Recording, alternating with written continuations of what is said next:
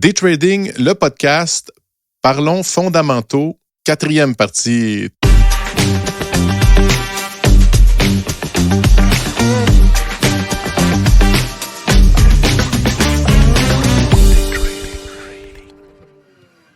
OK, les amis, pour nous, c'est un stretch. Nous, on fait tout ça une après l'autre. On a beaucoup de plaisir et c'est vraiment fascinant ce qu'on va gratter. Hein, j'appelle ça gratter.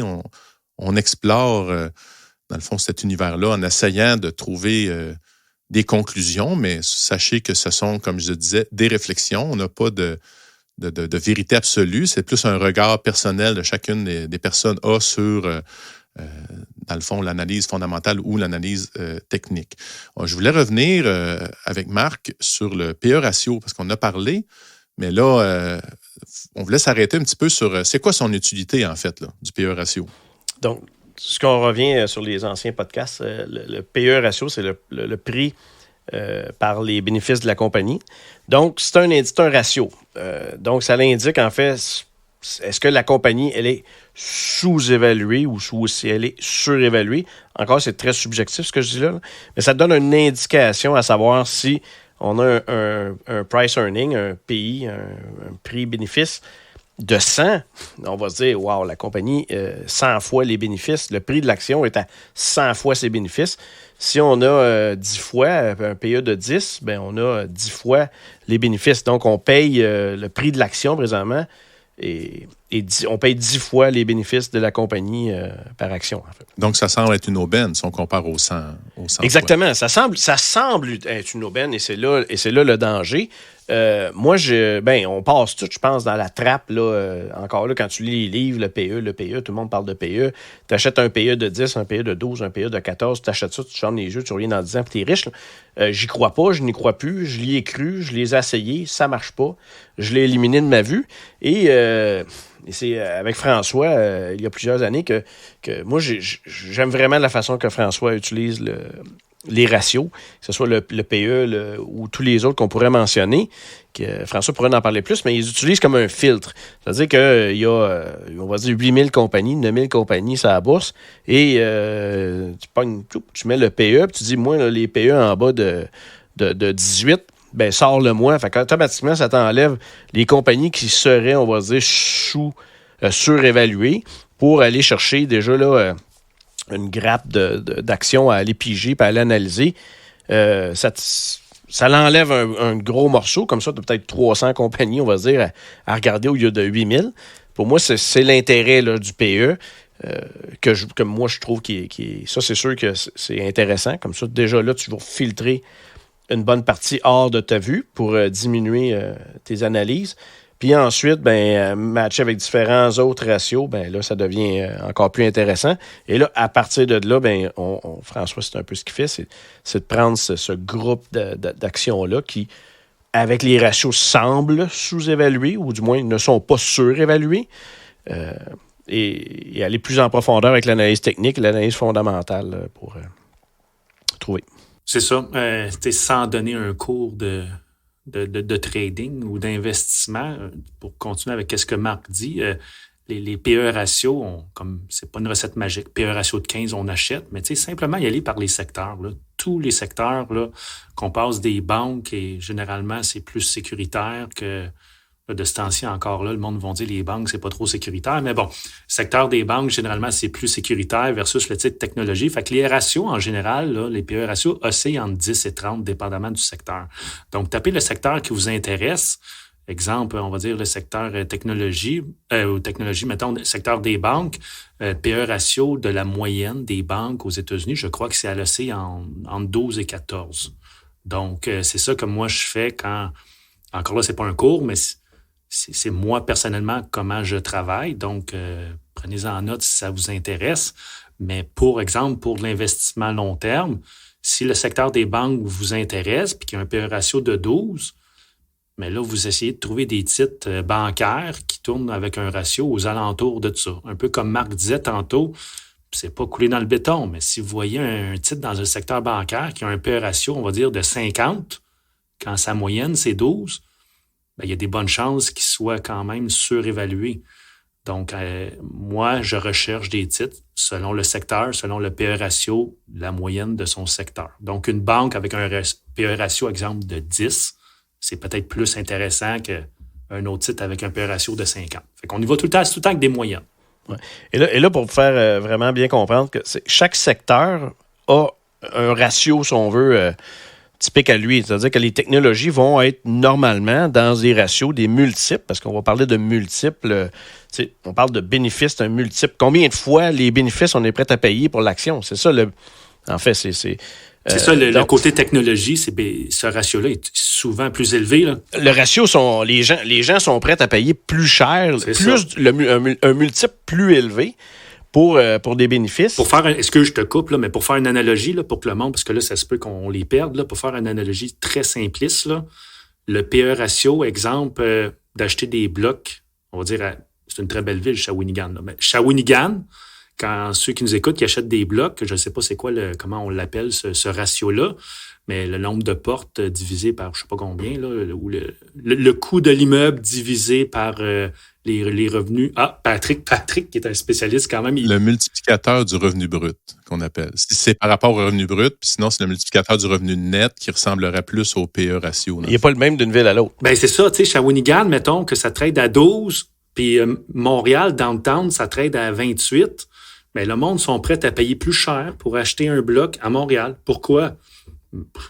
Pour plusieurs raisons fondamentales. Pour plusieurs raisons. Un peu comme la technologie. Là. Des fois, le monde sont prêts à payer plus cher pour des titres qui sont, on va dire, peut-être plus prometteurs qu'exemple un titre bancaire ou un titre d'utilité qui trade à 12. Là. Mais je dirais que la règle du pouce, là, c'est qu'un pays, là, les banques n'ont pas une croissance très, très grosse, on va se dire, comparée à Zoom. Ou des compagnies comme Apple, Microsoft, Nvidia, par exemple.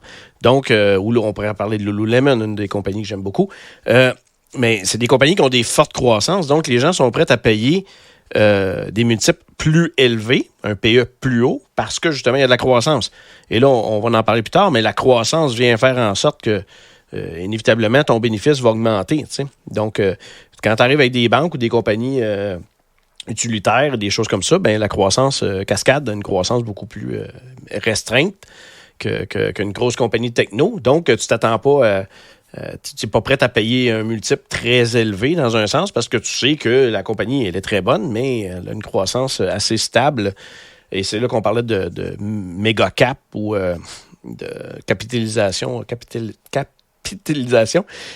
Ça va être des bloopers. Market cap. Les market cap. C'est ça.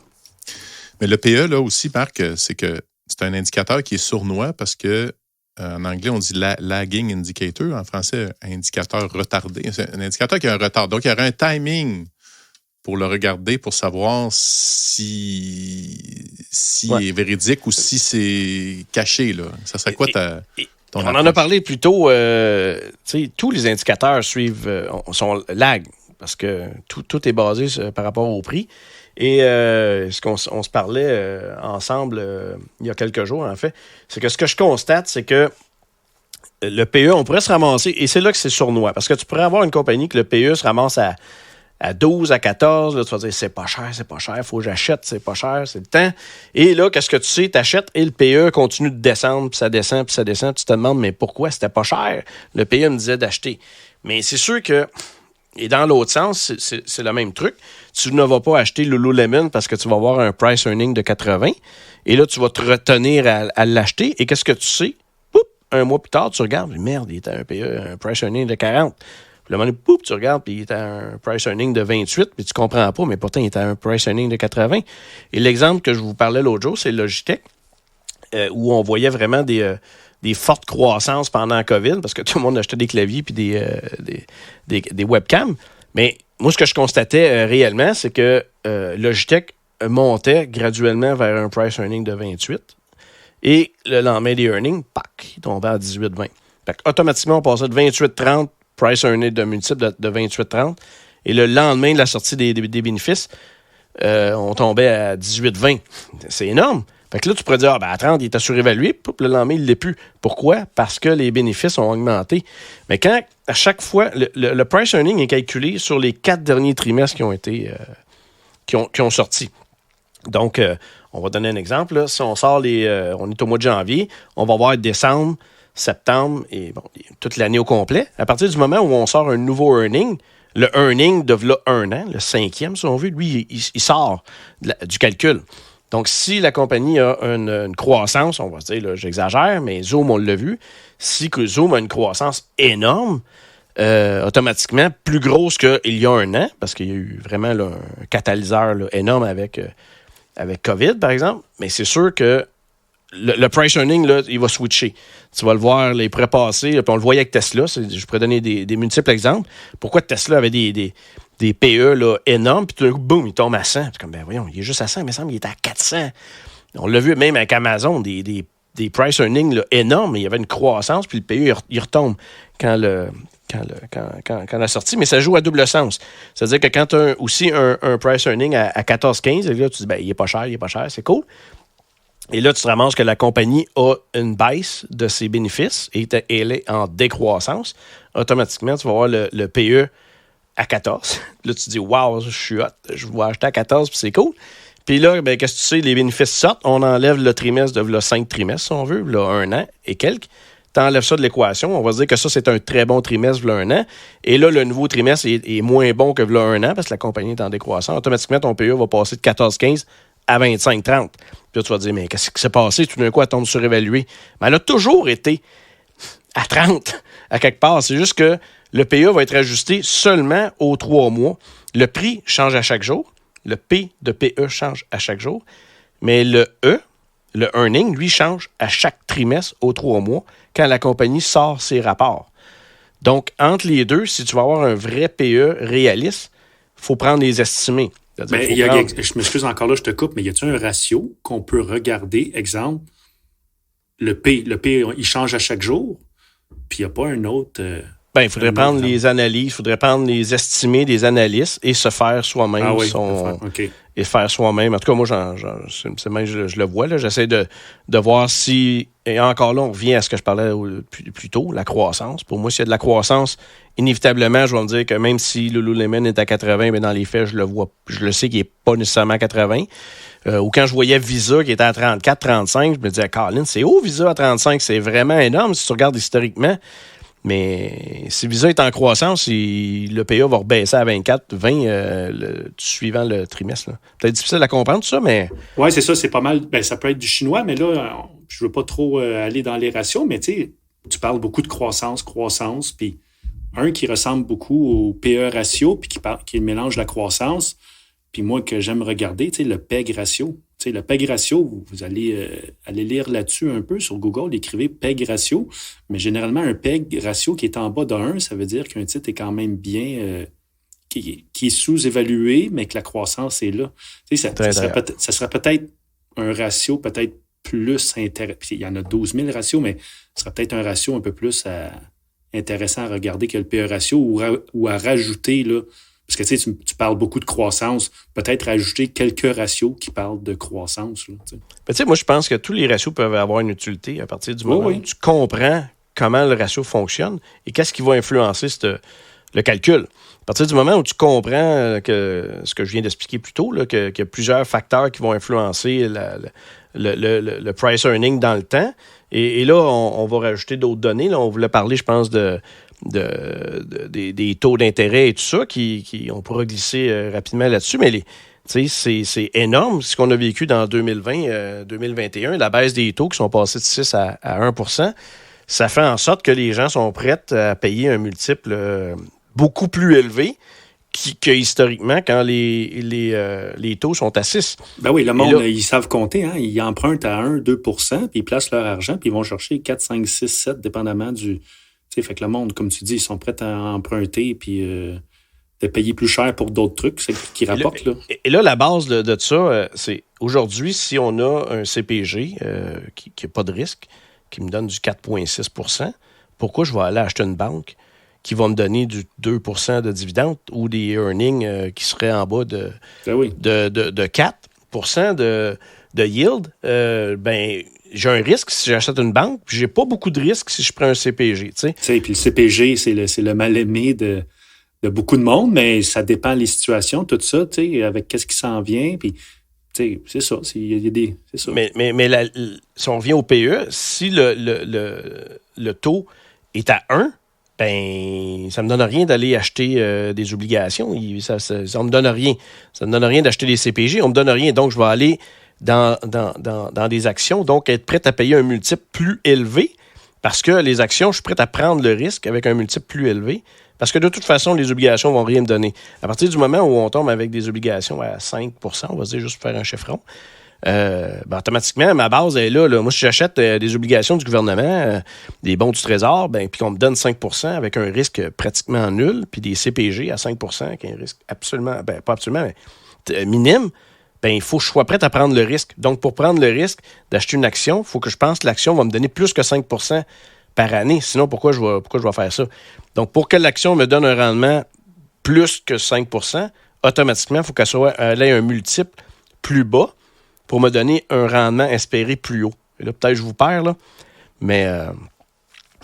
moi, en tout cas, moi, je suis. J'espère que tout le monde suit, mais c'est qu'on appelle ça le coût d'opportunité. Hein? Quand on fait un placement, dans le fond, il faut calculer le coût de notre argent. Puis si on a un CPG à 12 % comme tu nous disais dans le premier épisode, il y a une époque, il faut que tu battes 12 % pour justifier, là, parce que tu dis, pourquoi prendre ce risque-là si à côté, je pépère et je l'ai? Là? Fait comme qu'est-ce que tu dis? Plus le rendement sur les CPG est élevé, les multiples baissent. Plus les gens sont frileux, là, moins qu'ils sont prêts à prendre ce risque-là. Là. Exactement. Pour revenir pour poursuivre là-dedans, dans la communauté des trading, il y a quelqu'un qui cherchait un produit, puis Marc a répondu, puis j'ai aimé sa réponse. Quelqu'un qui cherchait un produit pour, je vais dire, bêter, là, pour miser à la baisse sur les marchés. Là, il y a quelqu'un, je ne sais pas si c'est Marc ou quelqu'un qui a dit, là, tu veux miser à la baisse du marché contre le marché, tu veux miser à la baisse, oui, c'est possible, mais ça se peut aussi que le marché ne baisse pas puis qu'il reparte à la hausse. Et dans un an, on ne le sait pas, là. Ça se peut que ça crache dans 2-3 mois, mais ça se peut qu'il ne se passe rien, puis ça se peut que le marché, pas explose, mais performe bien. Puis là, quelqu'un a dit, puis je pense que c'est Marc aussi, il a dit, pourquoi miser à la baisse sur un produit que les 100 dernières années, généralement, il monte? Pourquoi tu ne vas pas te chercher un CPG à 4-5 % que ça, tu es sûr, pour la prochaine année, là, pas pour 10 ans, mais pour la prochaine année, tu es sûr à 100 % de faire 4,5 %. Tandis que là, l'autre bord, tu veux miser sur quelque chose que il y a des chances que tu perdes de l'argent. Parce que généralement, le marché des actions monte. Oui, ça se peut, si le marché crash, tu risques d'en faire plus. Mais encore là, c'est toute une question de timing. Est-ce que la personne va sortir à temps? Fait que bref, des fois, il faut y aller. Tu sais, la bourse. Cash is a position, hein? Tu sais, en anglais, ils disent. Être en cash, c'est une position. Ouais. Puis acheter des obligations, moi, je trouve ça plus risqué présentement, je vais être honnête. Mais les CPG, c'est une façon plus sécure, si on veut, d'être bear. Puis, c'est pas des recommandations. Là. Ceux qui nous écoutent, allez pas fermer vos comptes puis acheter des CPG puis tout vendre vos actions. On fait juste jaser des expériences qu'on voit, le monde, puis ils posent des questions. Fait qu'on fait juste penser à voix haute. Là. Oui, puis ici, c'est pour l'investisseur autonome. Hein? Du day trader, c'est des investisseurs autonomes. Donc, on prend chacun nos décisions. Là. Si on fait affaire avec un courtier escompte, que je pense 90% de nos auditeurs, voyons, je bégaye, 90% de nos auditeurs ont, que ce soit sur BMO, Disnat, RBC, quand on a un courtier escompte, ils disent, hein, quand on clique, là, on est supposé savoir qu'est-ce qu'on fait. Fait que pour le monde qui nous écoute, si on a trop peur, si on ne sait pas quoi faire, il y a des courtiers temps plein, c'est leur métier de faire ça.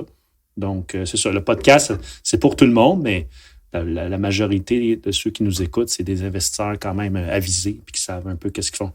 Ce qu'on parle aussi, c'est une question de réduire le risque. Réduire le risque sur le portefeuille. Quel risque on est prêt à prendre sur notre portefeuille et quel rendement qu'on espère. Et là, un autre sujet qui pourra être un sujet complet du podcast, qu'est-ce que le risque?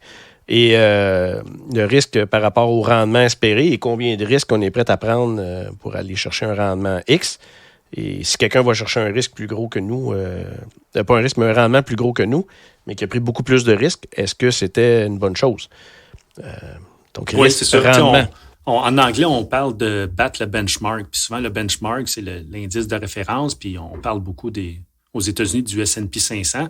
Fait que le monde dit le S&P 500 avec une moyenne, on va dire, de quasiment 10% annuel pendant les 50 ou 100 dernières années. Des fois, le monde, ils se disent, pourquoi je me battrais à prendre d'autres placements ou pourquoi je me battrais à faire du day trading quand je peux juste placer mon argent et faire en moyenne 10% par année. Mais c'est ça, c'est des décisions qu'il faut se poser. Là. C'est pour ça aussi. C'est ça. Moi, je voulais revenir vite sur le PE, vite. Là, on parlait de hausse de taux et de baisse de taux. Quand on a la baisse des taux, les multiples vont naturellement augmenter.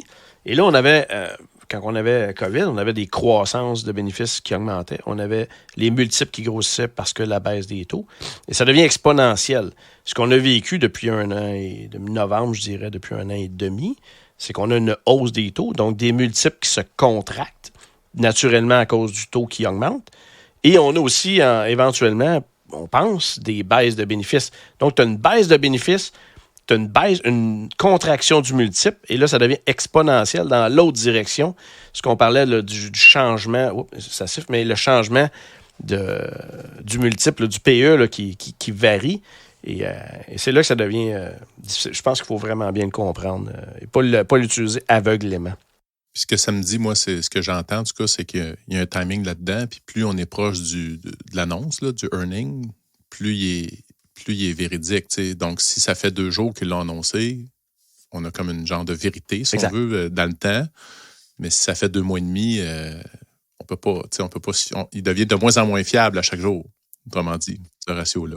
Exactement. Faut que tu te rapproches, plus tu t'avances dans le temps, plus tu te rapproches du earning, à mon avis, plus tu dois. Plus moi, je me fie aux estimés plutôt qu'à ce que j'ai vu. Que le chiffre. Et là, ça revient encore à la croissance de ce qu'on parlait. Moi, je vais me fier beaucoup plus à la croissance versus la croissance de l'année d'avant. T'sais. Je veux faire une petite... je veux bifurquer un petit peu parce que les gens qui nous suivent, ils savent que moi, je tripe sur le Forex. Puis, dans le fond, même si le Forex, c'est pas de l'investissement pour le day trading, tout ça, le Forex aussi, il y en a des analyses fondamentales. Hein. Ça va plus être appuyé, en fait, sur la macroéconomie. Donc, je voulais quand même le mentionner parce que en Forex, ou même au même titre que de tout ce qu'on a parlé tantôt, lorsqu'on comprend ces choses-là, c'est que ça nous permet de comprendre pourquoi le prix bouge dans une direction. Tu sais, des fois, le prix part, puis tu te dis pourquoi, dans le fond, il part comme ça, mais la seule façon qu'on peut y arriver, parce que l'analyse technique, on voit le graphique, mais la seule façon qu'on peut arriver à voir pourquoi, c'est d'aller voir les fondamentaux. Donc, s'il y a eu une annonce, là, il y a eu beaucoup d'annonces du taux d'intérêt, puis on a vu l'impact et sur la bourse et sur les devises. Hein. En fait, quand une banque centrale augmente le taux d'intérêt, c'est quoi l'impact que ça a sur la devise? C'est que elle va devenir plus forte, dans le fond. C'est ça, parce qu'on anticipe que ça va diminuer l'inflation si le taux d'intérêt monte. Donc, si l'inflation est diminuée, la monnaie est plus forte. Donc, ça nous donne quand même un indice. Ça reste des indices. Au niveau de l'emploi aussi, tu sais, l'emploi, dans le fond, c'est la matière première d'un pays. Hein, si on veut, c'est la productivité, c'est ce qui crée la croissance.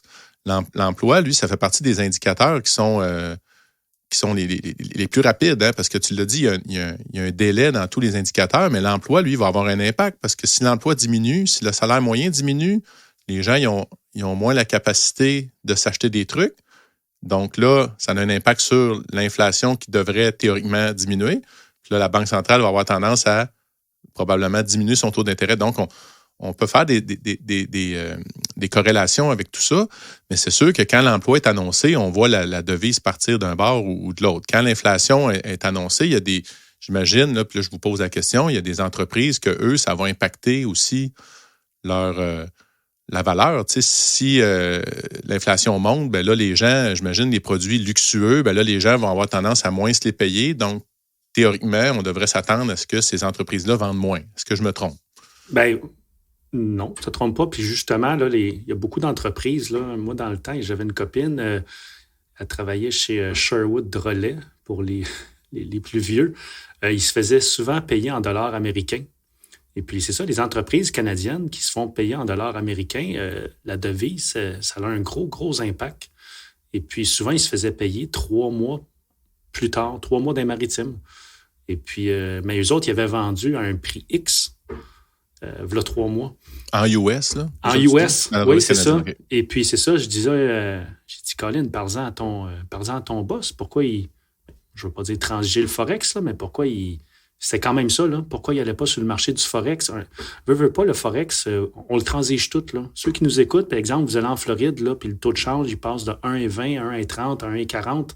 C'est ça, le taux de change, là. Comme Patrick parlait, si la banque, la Fed, si la banque américaine monte les taux beaucoup plus haut, beaucoup plus agressivement que la banque canadienne, mais ça va mettre de la pression à la hausse sur le dollar américain. Donc, on le voit, là, notre taux de change qui est passé de 1,28 à quasiment 1,40. La Banque américaine, oui, le Canada a monté les taux, mais la Banque américaine était beaucoup plus agressive. Donc, oui, ça l'affecte tout le monde, là, ça l'affecte toutes les entreprises, puis beaucoup d'entreprises, puis je soupçonne qu'il y a beaucoup d'entreprises un peu qui sont dans la situation que j'ai donnée, là, qui se font payer en US, mais qui vivent au Canada, là, puis qui... Fait que bref, c'est pas super joyeux qu'est-ce qu'on voit quand même, là, des hausses de taux agressives de même. Là, ça fait beaucoup de fluctuations sur les devises. Puis on le voit là, dans les entreprises. Là, je pense qu'il y en a beaucoup qui commencent à se faire affecter là-dessus. Et majoritairement, tout est pricé ou évalué par rapport au dollar US, par exemple. Donc, si on évalue l'or et comparé est en argent US. Donc, c'est sûr que si l'argent US monte ou descend, le gold va aller à l'inverse, par exemple. Donc, pas nécessairement tout le temps, mais on se comprend que la valeur de l'argent vient influencer parce que le S&P 500 est en dollars US. Donc, automatiquement, si la valeur du US monte ou baisse, la valeur des entreprises, de leurs bénéfices, est aussi très reliée à la valeur de l'argent. Pour faire la suite à Patrick, là, il parlait de la macroéconomie. Pour lui, il transige beaucoup le Forex. Mais la macroéconomie, tantôt, on a parlé de quelques indicateurs peut-être à surveiller, des ratios. Puis si vous êtes amateur de macroéconomie, il y a quelques indicateurs peut-être à vérifier. Là, le fameux CPI, l'indice des prix à la consommation en français, le PIB, l'indice le PIB. Produit intérieur brut. Produit intérieur brut, j'allais tout le temps, moi aussi en anglais, le GDP. Il y a les annonces de taux d'intérêt environ aux 2 mois. Les ventes au détail, en anglais, les retail sales, moi, je le vois beaucoup. Les taux d'intérêt montent, puis les ventes au détail continuent de monter. Donc, le monde, présentement, il monte les taux d'intérêt, puis ça ne fait pas l'impact, je crois, que la Fed voudrait. Oui, mais là, ça fait longtemps que je n'ai pas regardé les chiffres, là, mais la Fed n'arrête pas de monter les taux, puis les ventes au détail, le monde consomme. C'est bizarre. On vit comme présentement, c'est quand même spécial. Fait que, 3-4 peut-être... le PIB, c'est ça, le GDP en anglais, les retail sales, le non-farm... La balance commerciale, moi, je regarde aussi. Ah, la masse monétaire, balance commerciale. Ben, l'export-import, est-ce que tu exportes plus que tu importes comme pays? Fait que bref, allez lire un peu là-dessus. La macroéconomie, c'est quand même super intéressant. Puis la géopolitique, il ne faut pas l'oublier. Parce qu'elle fuck toute la patente. Mais ça revient à ce qu'on parlait au début, seulement le prix va payer. Donc, oui, au bout de la ligne, c'est ça. Quel avantage t'arrives à sortir du non-farm payroll puis de ces produits intérieurs bruts-là, comme néophyte, on va se dire, faut que tu sois vraiment... Les économistes, ils n'arrivent même pas à prédire ce qui va se passer. Moi, je prétends pas être capable de le faire. Donc, c'est comment on peut bénéficier de ça? Puis, c'est ça. Quel est notre avantage? C'est quoi qui drive utilement la bourse? Veux pas, c'est les banques centrales avec leur taux d'intérêt. Donc, c'est pas parce qu'on a un mauvais... c'est pas parce qu'on a un mauvais CPI ou un mauvais GDP ou un mauvais vente au détail que la Fed va shifter de bord. Là. La Fed, là, c'est un gros bateau. Là. Ça va prendre... ils disent ça prend 3 GDP de suite pour dire qu'on est en récession. Fait que bref, si on voit seulement un GDP, un PIB en français pas bon, souvent ça va faire chuter les bourses. Mais si les bourses, on est en tendance haussière pendant plusieurs semaines, plusieurs mois, c'est juste des bonnes opportunités d'achat selon moi. Là. Fait que des fois, ça va donner un gros coup, là. Puis après une semaine, quelques journées, ça stabilise, puis ça repart par en haut. Fait que bref, comment qu'on peut en tirer? Puis tu sais, ça c'est de la théorie, là, mais c'est quand même ça, là, quand les marchés sont bullish, quand les marchés sont haussiers généralement, quand on voit un gros chiffre important, comme on a mentionné, sortir pas bon par rapport aux prévisions, bien, la bourse a un pullback, a un repli, puis après ça, ça stabilise, puis ça repart. Donc, c'est une façon d'en profiter, là. C'est un data parmi des milliards d'autres données. Donc, il y a une réaction très court terme sur la nouvelle avec les algorithmes. Ben oui, quand on voit le CPI sortir, l'indice des prix à consommation à la hausse, bon, l'inflation repart. Ben non. Puis après ça, les autres, ils commencent à diminuer. Puis, OK, tout commence à être sous contrôle. Là. Et là, les gens focusent sur cette information-là qui est sortie. Ben oui. Et ils oublient qu'il y en a 375 autres informations de data qui ont sorti en Chine, en Europe et partout. C'est quoi qui vend? C'est comme à TVA, là, ou pas plus TVA que les autres, mais c'est quoi qui vend? C'est le drame, là. À CNBC, là, ils vont vous parler de la banque, là, Silver Bank puis Silicon Valley Bank. On va en entendre parler pendant une semaine, là. Ça vend le drame, là. C'est malheureux. Oui, c'est ça, mais dans 2 mois, on n'entendra peut-être plus parler, là. Ils vont être partis sur quelque chose d'autre, là. Pourtant, la guerre en Ukraine existe encore, mais... oui, c'est ça. On n'entend plus trop parler. Et COVID existait encore quand la guerre en Ukraine a commencé, puis tout d'un coup, COVID a disparu. Ben oui. Là, les amis, c'est vraiment fascinant, mais là, l'épisode il s'étire, donc on se doit d'arrêter parce qu'on pourrait effectivement continuer pratiquement à l'infini, j'ai l'impression, parce que c'est vraiment fascinant, mais on aura sûrement l'opportunité de réinviter Marc parce que c'était vraiment agréable. Avant de passer à la conclusion, je vais vous inviter à vous abonner au podcast pour être avisé, dans le fond, des nouvelles sorties au fur et à mesure que ça sort. À toutes les 2 semaines, on a un nouvel épisode. Puis aussi, très important, si vous pouvez partager le podcast à vos connaissances, à qui vous pensez que ça peut servir.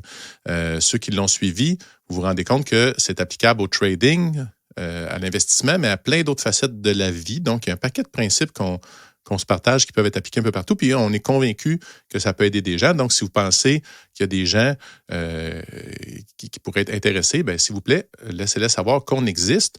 Et moi, à chaque fois que je le partage, même, je dirais, un par un, là, des fois, je parle à quelqu'un, puis je parle du podcast, puis je le partage, j'ai toujours une reconnaissance. La personne est souvent contente. Donc, c'est positif. On va y aller comme ça. Donc, en conclusion, ce qu'il faut retenir, c'est qu'il n'y a pas de meilleur, de gagnant ou de champion entre les deux, entre le fondamental et le technique. Ce qu'on va essayer de faire, on va utiliser un mix des deux pour mettre plus de chance de notre côté. Mes 2 collègues ont parlé de confluence. Donc, on va essayer de faire ça, d'avoir le plus de paramètres possible dans notre sens pour nous permettre d'être du bon bord pour que le prix soit en notre faveur, comme on a appris que le prix, c'est lui qui est la vérité à la fin. En plus, ça va dépendre de l'objectif. Le scalper, à la seconde, il va peut-être se foutre un petit peu plus des fondamentaux pour se concentrer sur l'analyse technique, tandis que l'investisseur, lui, il va être friand d'avoir les chiffres du bilan, puis des ratios, puis savoir un petit peu plus ces notions-là que le scalper. Puis, on va aussi faire attention à ce qui se passe dans le monde pour essayer d'éviter d'être piégé qu'un placement qui peut être ébranlé par des situations géopolitiques, parce que ça aussi, ça enlève tout ce qu'on a analysé. S'il arrive un événement, il arrive une guerre surprise, tout ça tombe, puis donc, il faut quand même toujours se protéger. Bref, il n'y a pas de limite à complexifier la chose, puis on garde en tête qu'on ne saura jamais tout ce qu'il y a à savoir au niveau d'analyse fondamentale. Il y en a toujours à apprendre, puis c'est vraiment fascinant. Donc, je termine avec ma maxime, le négociateur qui cherche à avoir la situation parfaite, tant au niveau technique que fondamental, avant de se positionner, va très nécessairement manquer le bateau. Je vous souhaite de belles réflexions, de belles opportunités et bon trading à tous.